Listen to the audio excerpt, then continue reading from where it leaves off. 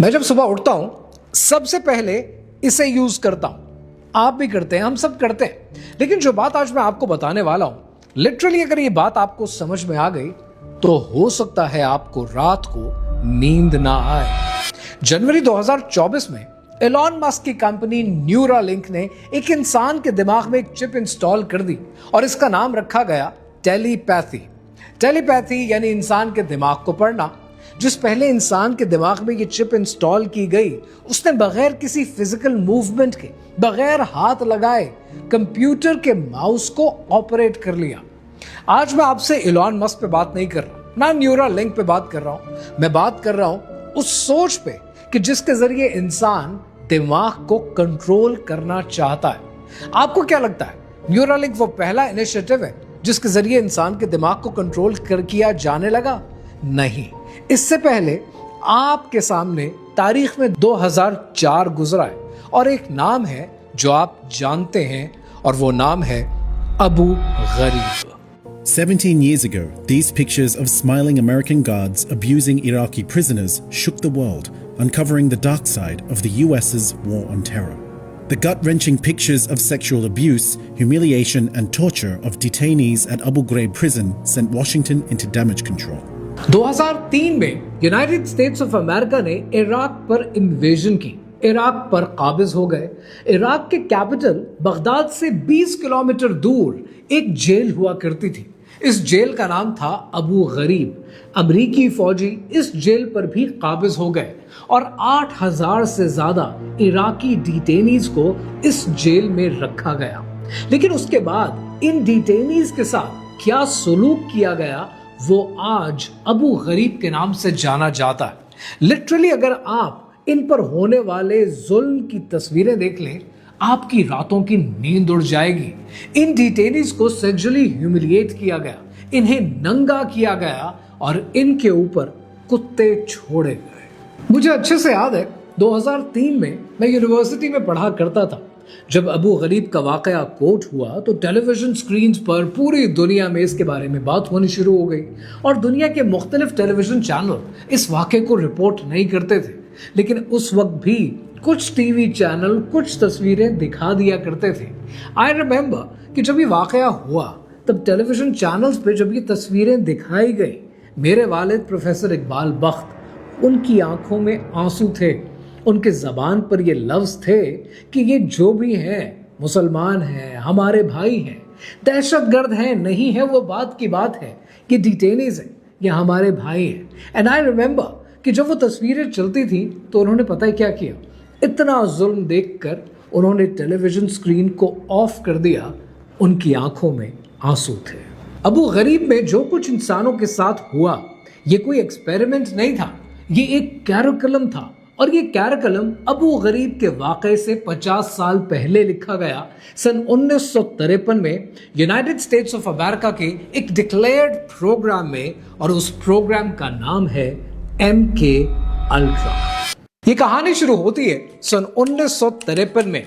Korean war recently and हुई थी और कोरियन वॉर के अंदर बहुत से American soldiers prisoner of war बन गए थे। इन अमेरिकन सोल्जर्स ने प्रिजनर ऑफ वॉर बनने के बाद कैमरे के ऊपर इंटेरोगेशन के दौरान अपने वॉर क्राइम्स एक्सेप्ट करने शुरू कर दिए थे। अब जरा सोचें कि आपके ही सोल्जर्स पकड़े जाएं और अपने वॉर क्राइम्स एक्सेप्ट कर लें। ये बात सुनकर यूएसए की एस्टैब्लिशमेंट के अंदर एक खलबली मच गई। उन्हें ये लगा कि सोवियट्स ने माइंड कंट्रोल का प्रोग्राम हासिल कर लिया है और ये हमारे सोल्जर से कुछ भी उगलवा लेंगे, लिहाजा हमें भी CIA को भी एक माइंड कंट्रोल प्रोग्राम चाहिए। लेकिन अमेरिका ने एक अजीब रूट चूज किया। अमेरिका ने चूज किया कि हम भी माइंड कंट्रोल प्रोग्राम बनाएंगे, लेकिन हमारा माइंड कंट्रोल प्रोग्राम LSDs के ऊपर, ड्रग्स के ऊपर चलेगा। इस काम के लिए CIA के एक ऑफिसर का इंतखाब किया गया और उसका नाम था सिडनी गॉटलिएब। सिडनी गॉटलिएब ने मार्केट में मौजूद जितनी LSD थी उस सबको खरीदने का मशवरा दिया और आज की अगर अमाउंट्स पे बात की जाए तो 120 करोड़ के लगभग की LSD मार्केट से खरीदी गई, ताकि लोगों को ये ड्रग दी जाएगी, उनकी मर्जी के बगैर उन पर तजर्बे किए जाएंगे और उनका माइंड कंट्रोल किया जाएगा और यहां से आगाज हुआ MK अल्ट्रा का। अब मैं अगर आपको लिटरली MK अल्ट्रा प्रोग्राम की डिटेल्स बताऊंगा, आपको घिन आने लगेगी। मुझे ये सब कुछ पढ़ते हुए घिन आ रही है। MK अल्ट्रा प्रोग्राम के अंदर इन्होंने अपने एक्सपेरिमेंट्स किए आम लोगों पर बगैर उनकी नॉलेज के, और ये एक्सपेरिमेंट्स जेलों में चलते रहे, ये एक्सपेरिमेंट्स हॉस्पिटल्स में चलते रहे, ये एक्सपेरिमेंट्स इवन सड़क पर चलते रहे। अब आप यहां सोचेंगे कि सड़क पर एक्सपेरिमेंट कैसे? इन्होंने लिटरली सैन फ्रांसिस्को के अंदर कोठे बनाए, अपने कोठे बनाए, प्रोस्टिट्यूट्स को हायर किया जो मर्दों को बहला फुसलाकर लेकर आती थी एंड वाइस वर्सा, और उन मर्दों और औरतों को LSDs दी जाती थी, और LSDs लेने के बाद वो कमरे में जो हरकतें कर रहे होते थे, ये शीशे के पीछे से उसको मॉनिटर करते थे, अपने नोट्स लेते थे, अपनी कॉकटेल पार्टीज जारी रखते थे। ये है इनका MK अल्ट्रा प्रोग्राम। $3,75,000 देकर इन्होंने जॉर्ज टाउन यूनिवर्सिटी हॉस्पिटल के अंदर बिल्डिंग बनाई, इस उम्मीद के साथ कि उस बिल्डिंग का 1/6 पोर्शन एक सेफ हाउस रहेगा और वहां पर ये एक्सपेरिमेंट्स जारी रहेंगे। आप जब आगे पढ़ते हैं, आप देखकर हैरान हो जाते हैं, और ये सब कुछ नेशनल सिक्योरिटी आर्काइव है अमेरिका का। ये मैं अपनी तरफ से नहीं कह रहा, ये डॉक्यूमेंटेड है। और इसी के अंदर CIA का एक एजेंट था जिसका नाम था जॉर्ज वाइट। उसने सिडनी गॉटलिएब को एक लेटर लिखा, और उस लेटर में उसने उसका शुक्रिया अदा किया कि सिडनी, तुम्हारी वजह से ये सब कुछ मुमकिन हो पाया। कहां कोई सोच सकता था कि मेरे जैसा इंसान झूठ भी बोल सकता है, मार भी सकता है, चोरी भी कर सकता है, रेप भी कर सकता है, और वो भी ऊपर वालों के आशीर्वाद के साथ। मैंने ये सब कुछ किया, मुझे तो जिंदगी में मजे आ रहे। Fun, fun, fun. Where else could a red-blooded American boy lie, kill, and cheat, steal, deceive, rape, and pillage, with a sanction and blessing of the All-Highest?